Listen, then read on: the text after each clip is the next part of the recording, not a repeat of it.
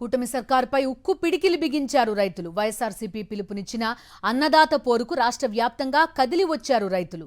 అన్నదాతలు వైఎస్ఆర్సీపీ నాయకులను కట్టడి చేసేందుకు పోలీసులు చేసిన యత్నాలు ఫలించలేదు. ఆంక్షలతో ఉద్యమాలను కట్టడి చేయలేరని నినదించారు రైతులు. అన్నదాత పోరును అణచివేయాలన్న ప్రభుత్వ కుట్రలు, పోలీసు వలయాల్ని ఛేదించుకుంటూ ముందుకు సాగారు.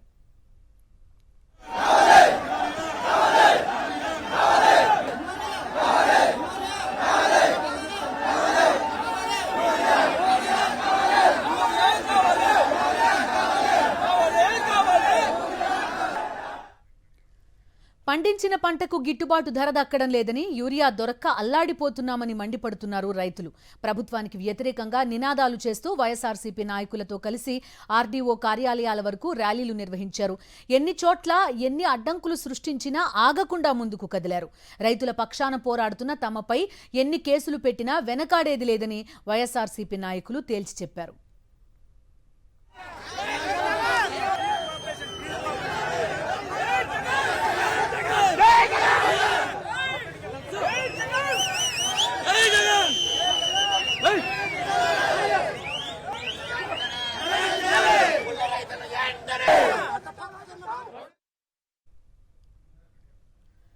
గుంటూరులో కూటమి ప్రభుత్వానికి వ్యతిరేకంగా అన్నదాతలు, వైఎస్ఆర్సీపీ శ్రేణులు గర్జించారు. చంద్రబాబు సర్కార్కు వ్యతిరేకంగా నినాదాలు చేశారు. తక్షణమే పంటలకు గిట్టుబాటు ధర, యూరియా అందించాలని డిమాండ్ చేశారు. అన్నదాత పోరును అడ్డుకోవడానికి నోటీసులిస్తూ పోలీసులు భయభ్రాంతులకు గురి చేస్తున్నారని అంబటి రాంబాబు మండిపడ్డారు. అర్ధరాత్రి డోర్ తట్టి నోటీసులు ఇవ్వాల్సిన అవసరం ఏముందని ప్రశ్నించారు. యూరియా కొరత తీర్చాలని కోరితే పోలీసులతో నోటీసులు పంపించడంపై ఆగ్రహం వ్యక్తం చేశారు అంబటి.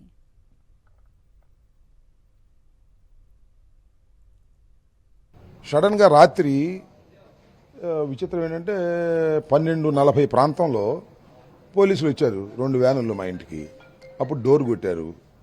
డోర్ కొడితే ఇంట్లో ఉన్నటువంటి నా వైఫ్ కానీ నా గ్రాండ్ చిల్డ్రన్ కానీ చాలా భయపడిపోయారు. ఏంటి 12:40కి పోలీసులు రావటం ఏంటి అనేటువంటి ఉద్దేశంతో నన్ను లేపితే నేను లేచి బయటకు వచ్చి చూస్తే 2 వ్యానుల్లో పోలీసులు వచ్చారు. దేనికి వచ్చారు మీరు అని అంటే నోటీస్ ఇవ్వడానికి వచ్చామన్నారు. నైట్ టైం 12:40కి నోటీస్ ఇవ్వటం ఏంటి, నేను ఇప్పుడు నోటీస్ తీసుకోను, రేపు పొద్దున్నే రండి అని పంపించాను. ఏంటి ఇది, ఈ పద్ధతి ఏంటి అని అడుగుతా ఉన్నా. పోలీసులు దొంగల్లాగా రాత్రి 12:40, 12:30కి రావాల్సిన అవసరం ఏంటి? ఇవాళ ఉదయం రావచ్చు, లేదా నిన్నే 8 లోపు రావచ్చు. ఏంటి అంటే భయభ్రాంతులు చేయాలనేటువంటి ఉద్దేశంతో చేస్తున్నారు. ఈ రోజున అన్నదాత ఆత్మ గౌరవ పోరాటం చేయాల్సినటువంటి పరిస్థితి వచ్చింది. యూరియా కోసం రోజుల తరబడి క్యూలో నుంచొని ఒక బస్తా కూడా తీసుకెళ్లలేనటువంటి పరిస్థితులు దాపురించాయంటే చంద్రబాబు గారి ప్రభుత్వం సిగ్గుతో తలదించుకోవాలి.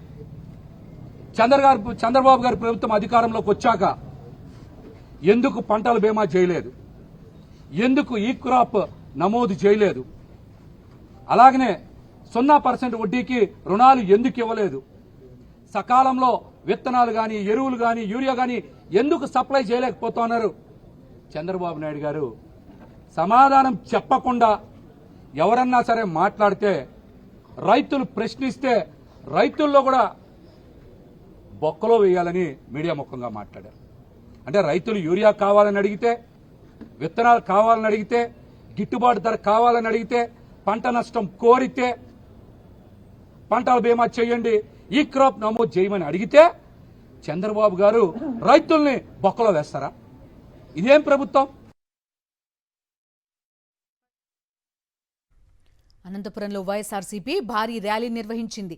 అన్నదాత పోరుకు భారీగా తరలివచ్చారు రైతులు. యూరియా కొరత సహా రైతులను అన్ని విధాలుగా ఆదుకోవాలని డిమాండ్ చేశారు. అనంతపురం ఆర్ట్స్ కళాశాల నుంచి ఆర్డీఓ కార్యాలయానికి రైతులు కదం తొక్కారు.